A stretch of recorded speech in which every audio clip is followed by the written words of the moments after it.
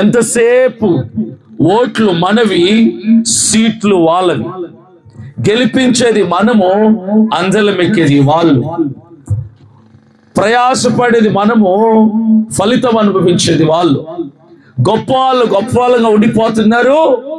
అసెంబ్లీలో, పార్లమెంట్లో కూర్చున్నారు. ఓట్లు వేసినటువంటి ఓటర్లు మాత్రం పట్టించుకోవడానికి అవ్వడికి టైం కానీ, తీరిక కానీ, ఓపిక కానీ, బాధ్యత కానీ లేనే లేదు.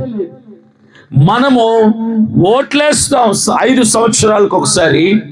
5 సంవత్సరాలు ఎవడొచ్చి మా గ్రామానికి మేలు చేస్తాడా, ఎవడు మా కష్టాలు వింటాడా, ఎవడు మమ్మల్ని పట్టించుకుంటాడా అని ఎదురు చూడటంలోనే 5 సంవత్సరాలు పూర్తయిపోతాయి. మరలా ఎన్నికలు వస్తాయి.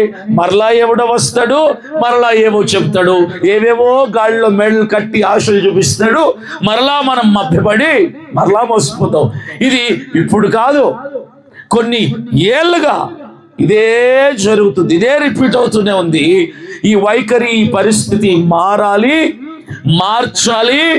మన బడుగు బలహీన వర్గాల నుంచి, వెనుకబడిన వర్గాల నుంచి, అనగారిన మనలో నుంచి ఒకరిని తీసుకొని వెళ్ళి అసెంబ్లీలో కూర్చోబెట్టాలని నేను ఈ పాదయాత్రను ప్రారంభించాను. రాష్ట్రం అంతా కూడా సామాన్యులను చైతన్యపరచడానికి, మనం వెనుకబడిన వర్గాలు మాత్రమే కాదు, ఉన్నత స్థానాల్లో అసెంబ్లీలలో కూర్చోడానికి అధికారం మనకు రాజ్యాంగం రాసినటువంటి రాజ్యాంగ నిర్మాణకర్త డాక్టర్ బిఆర్ అంబేద్కర్ గారు ఇచ్చారని ప్రతి ఒక్కరికి తెలియజేయటానికి నేను ప్రజల మధ్యలోకి వస్తున్నా.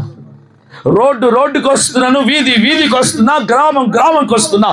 ప్రతి ఇంటి గుమ్మంకి వచ్చి నిలబడి చైతన్యపరుస్తున్నా. అన్నలారా, అక్కలారా, అయ్యలారా, అమ్మలారా, ఇంకెంతకాలం మనల్ని మనం అమ్ముకుంటాం, తాకట్టు పెట్టుకుంటాం, బానిసలుగా బ్రతుకుతాం.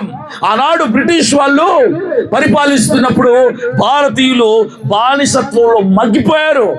అయితే స్వతంత్ర సమరయోధులు చాలా మంది ప్రాణాలకు తెగించి పోరాడారు. బ్రిటిష్ వాళ్ళు దేశాన్ని వదిలేసి స్వతంత్రం ఇచ్చేసి పారిపోతే ఈనాడు స్వతంత్రం వచ్చిందా అని ప్రశ్నిస్తున్నా మీ అందరినీ. స్వతంత్రం ఉందా మనకు? ఇది ప్రజాస్వామ్యమా, స్వతంత్ర భారతమా? మన ఊళ్ళల్లో పిల్లలు చదువుకోవటానికి సరైన స్కూళ్ళు లేవు.